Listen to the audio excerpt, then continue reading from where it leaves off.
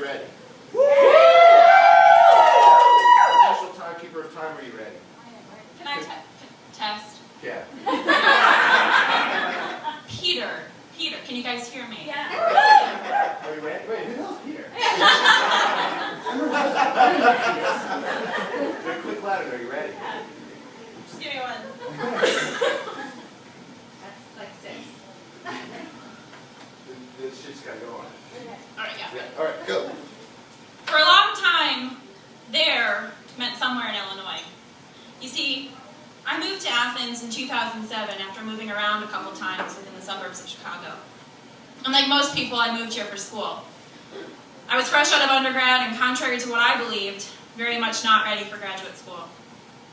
Moving to Athens was the first time I moved out of my parents' house. Yeah, that's right. I lived with my parents until I was 22. No dorms, no apartments, perhaps some long sleepovers. But that's about it.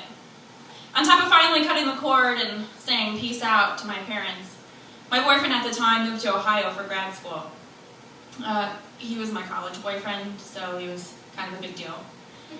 My first 2 years in Athens are a pretty big blur. Not because I finally got to live it up outside of my parents' house.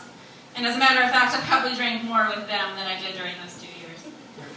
I think they're blurry to me because they were very rough years.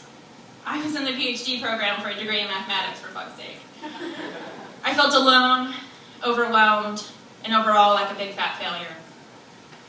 I refer to myself as Gypsy Queen, or should I say the elusive they call me gypsyqueen.com.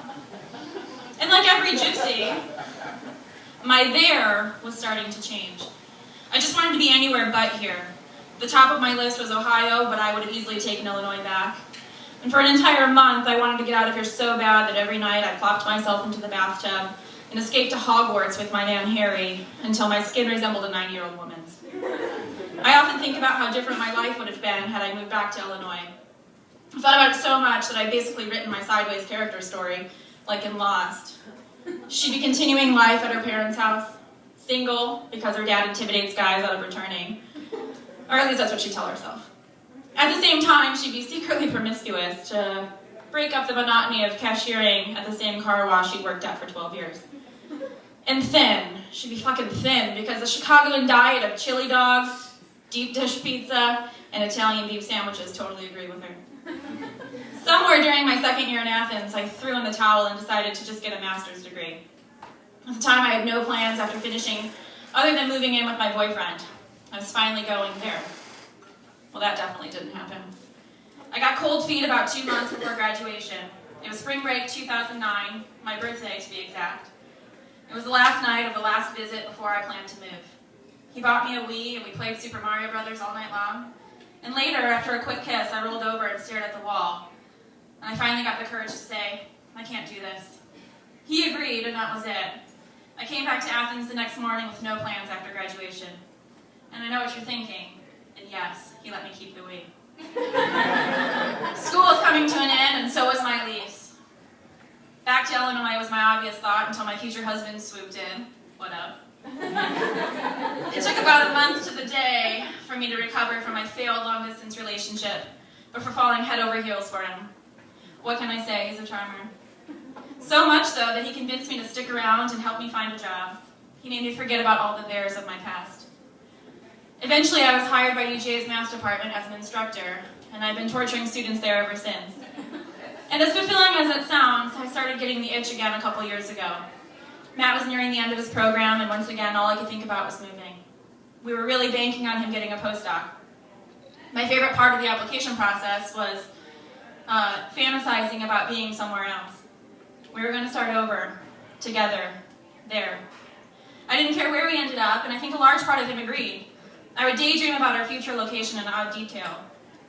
Our new town would be home to more than one bowling alley that allowed alcohol. The average age of the people I'd encounter on a daily basis would be higher than 19. And I could order a pop without being laughed at. Most importantly, the girls there would realize the difference between leggings and tights. Do any of you know where a place exists? Moving away consumed me. I became a terrible friend because I would think, what's the point? We're leaving soon. I spent so much time thinking about how our lives would be after moving to this fictitious place that at that point all we could refer to as there. There was a place I didn't know, a place that would put an end to this constant feeling of waiting. There's where I would finally belong. There was anywhere but Athens. Matt finally got the call in December about a position he wanted in North Carolina. I broke out the champagne and streamers and did a little happy dance. The end of the tunnel was finally near. His job came with a small catch that he'd have to move there before me, 4 months before me, or a whole semester if that's how you envision your calendar. So here I am, left alone in the town I've been trying to get out of for almost 6 years. Finish line in sight. I did the unthinkable and started building friendships. In fact, I've made more friends in the past 2 months than I have in the past 2 years. I put together an Athens bucket list of things to do before leaving, and tonight I'm crossing several things off. Wear red and black. Go to a bar other than Copper Creek or Max. And more importantly, feel like an Athenian. At this point, I've given you a glimpse into my past, present, and sideways characters. So in true Lost style, I'll end with a scene from my character's future. By day, she's the superintendent of a non-corrupt school system. By night, she's a supermom. And on one particular night, after tucking her kids in for bed, she meets her husband on the patio to drink a glass of wine and gaze at the stars. He kisses her forehead before heading inside for another bottle. Old habits die hard, y'all.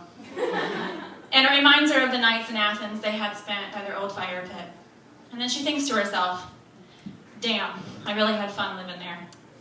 Thank you.